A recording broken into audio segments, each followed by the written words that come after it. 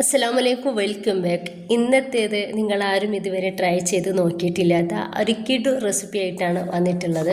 അതിന് നമുക്ക് രാവിലെയും വൈകുന്നേരങ്ങളിൽ ഇത് മാത്രം മതി. ഇതുണ്ടാക്കിയിട്ട് എടുക്കാൻ വേണ്ടിയിട്ട് വെറും 10 മിനിറ്റിൻ്റെ ആവശ്യം മാത്രമേ ഉള്ളൂ. ഹെൽത്തിയാണ്, നല്ല ടേസ്റ്റിയാണ്. അപ്പോൾ ഇത് ഉണ്ടാക്കുന്നത് എങ്ങനെയെന്ന് കണ്ടുനോക്കാം. കണ്ടുകൊണ്ടിരിക്കുമ്പോൾ നിങ്ങൾക്ക് ഇഷ്ടമാവുകയാണെങ്കിൽ നിങ്ങളുടെ എല്ലാ സപ്പോർട്ടും ഉണ്ടാവുക. ലൈക്ക് ചെയ്യാനും സബ്സ്ക്രൈബ് ചെയ്യാനും കമൻറ്റ് ചെയ്യാനും മറക്കണ്ട. അപ്പോൾ ഇതിന് വേണ്ടിയിട്ട് ഞാൻ ആദ്യം തന്നെ ഒരു 4 ക്യൂബ് ശർക്കര ഒരു 1/4 കപ്പ് വെള്ളത്തിൽ ഇതുപോലെ ഒന്ന് ഉരുക്കിയെടുത്തിട്ടുണ്ട്. ഇനിയിപ്പോൾ അതിലോട്ട് നമുക്ക് എത്ര തേങ്ങ വേണം അതിനനുസരിച്ച് ഇട്ട് കൊടുക്കുക. ഞാനിപ്പോൾ ഇതാ 1.5 കപ്പ് തേങ്ങയാണ് എടുത്തിട്ടുള്ളത്. ഇതിലേക്ക് കുറച്ച് ഏലക്കായും അതുപോലെ പട്ടയും പൊടിച്ചതാണ് ചേർത്തിട്ടുള്ളത്. ഇനിയിപ്പോൾ ഇത് നന്നായിട്ടൊന്ന് മിക്സ് ആക്കി എടുക്കുക.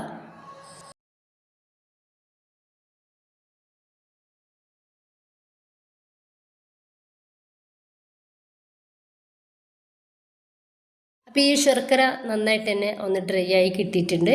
ഇനിയിപ്പോൾ നമുക്ക് ഗ്യാസ് ഒന്ന് ഓഫ് ചെയ്യാം. ഞാൻ മിക്സിയുടെ ജാറിലോട്ട് 1 കപ്പ് വെള്ളമാണ് ഒഴിച്ചു കൊടുക്കുന്നത്. അതിലോട്ട് അതേ കപ്പിൽ 1 കപ്പ് മൈദ ഇട്ട് കൊടുക്കുന്നുണ്ട്. ഇനിയിപ്പോൾ നമുക്ക് ഇതിലോട്ട് ഒരു കോഴിമുട്ട ചേർത്ത് കൊടുക്കാം. 1 ടേബിൾ സ്പൂണ് ഉരുക്കിയെടുത്തിട്ടുള്ള ബട്ടറാണ് ചേർത്ത് കൊടുത്തിട്ടുള്ളത്. ഒരു പിഞ്ച് ഉപ്പ് ചേർക്കുക.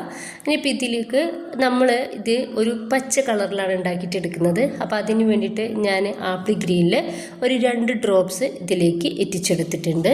ഇനിയിപ്പോൾ നല്ല ഫൈൻ പേസ്റ്റ് ആക്കിയിട്ട് തന്നെ നമുക്കൊന്ന് അരച്ചെടുക്കാം.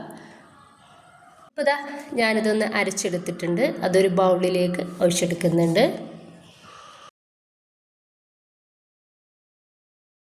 മിക്സിയുടെ ജാറിലോട്ട് ഞാനിതാ ഒരു 1/4 കപ്പ് വെള്ളോട് ഒഴിച്ചെടുത്തിട്ട് അത് ഇതിലേക്ക് ഒഴിച്ചു കൊടുത്തിട്ടുണ്ട് കേട്ടോ. അപ്പോൾ ഈ ഒരു തിക്നെസ്സിലാണ് നമുക്ക് വേണ്ടത്. അപ്പോൾ ഒരിക്കലും നല്ല ലൂസ് ആവരുത്, ഭയങ്കരമായിട്ട് കട്ടിയാവും ചെയ്യരുത് കേട്ടോ. ഈ ഒരു കട്ടിയിൽ ആണ് നമുക്കിത് വേണ്ടത്. ഇനിയിപ്പോൾ ചെറുതായിട്ട് ചൂടായിട്ടുള്ള പാനിലേക്ക് ഞാനിതിൽ നിന്നും ഒരു കയ്യിൽ മാവ് ഒഴിച്ചെടുക്കുന്നുണ്ട്. ഇനിയിപ്പോൾ ചെറുതായിട്ട് ഒന്ന് ചുറ്റിച്ചെടുക്കുക. ഈ ഒരു പാൻ മുഴുവനായിട്ട് വേണ്ട, ഒരു 1/4 ഭാഗത്തോളം രീതിയിൽ നമുക്കിതൊന്ന് ചുറ്റിച്ചെടുക്കാവുന്നതാണ്. ഇനിയിപ്പോൾ ഏറ്റവും ചെറിയ തീയിലിട്ടിട്ട് വേണം നമുക്കിത് റെഡിയാക്കി എടുക്കാൻ വേണ്ടിയിട്ട്. അപ്പം ഇത് മേലൊക്കെ ഒന്ന് ഡ്രൈ ആയിട്ട് വരുന്നത് നിങ്ങൾക്ക് കാണാൻ വേണ്ടിയിട്ട് പറ്റുന്നുണ്ടാവും. മേൽഭാഗം മൊത്തത്തിലായിട്ട് ഡ്രൈ ആയി കഴിഞ്ഞാൽ ഇതൊന്ന് മറിച്ചിട്ട് കൊടുക്കാം. അപ്പോൾ ഈ രീതിയിലായി കഴിഞ്ഞാൽ നമുക്കിത് പാനിൽ നിന്നും എടുത്തു മാറ്റാം. ബാക്കി മുഴുവനായിട്ട് തന്നെ ഇതുപോലെ ചെയ്തെടുക്കാവുന്നതാണ്. അപ്പോൾ ഇത് മുഴുവനായിട്ട് തന്നെ ഞാൻ ഈ ഒരു രീതിയിലൊന്ന് റെഡിയാക്കി എടുത്തിട്ടുണ്ട്. അപ്പോൾ അതിൽ നിന്നും ഞാൻ ഒരു പാത്രത്തിലേക്ക് ഇട്ടുകൊടുക്കുകയാണ്. ഇപ്പോൾ ഇതിലേക്ക് നമ്മൾ റെഡിയാക്കി വെച്ചിട്ടുള്ള ആ ഒരു തേങ്ങയുടെയും ശർക്കരയുടെയും ഫില്ലിംഗ് ഇല്ലേ, അതൊന്ന് ഇതിൻ്റെ നടുവിലേക്കായിട്ട് ഇട്ട് കൊടുക്കുക. എത്രമാത്രം ഫില്ലിംഗ് വേണം എന്നുണ്ടെങ്കിൽ അതിനനുസരിച്ച് ഇട്ട് കൊടുക്കാവുന്നതാണ്. ഇനി നമുക്കിത് 2 സൈഡിൽ നിന്നും ഇതുപോലെ ഒന്ന് മടക്കി കൊടുക്കാം. എന്നിട്ട് ഈ ഒരു സൈഡിൽ നിന്നും നമുക്ക് ഇതുപോലെ ഒന്ന് റോൾ ചെയ്തിട്ട് എടുത്താൽ മതി. അപ്പോൾ ദാ ഈ ഒരു രീതിയിൽ ബാക്കി മുഴുവനായിട്ട് തന്നെ ഞാനിതുപോലെ ഒന്ന് റെഡിയാക്കി എടുത്തിട്ടുണ്ട്. അപ്പോൾ നല്ല ഭംഗിയിൽ തന്നെ നമുക്ക് ഇത് കിട്ടിയിട്ടുണ്ട്. ഇനിയിപ്പോൾ ഞാൻ ഇതൊന്ന് കട്ട് ചെയ്തിട്ട് ഇതിൻ്റെ ഉൾഭാഗം നിങ്ങളൊന്ന് കാണിക്കാം.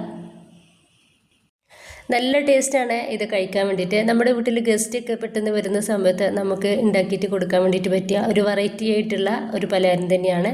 അപ്പോൾ എല്ലാവരും ഒന്ന് ട്രൈ ചെയ്ത് നോക്കുക. ഇഷ്ടമായിട്ടെങ്കിൽ നിങ്ങളുടെ എല്ലാ സപ്പോർട്ടും ഉണ്ടാവുക ഇൻഷാ അല്ലാഹ്. ഓക്കെ.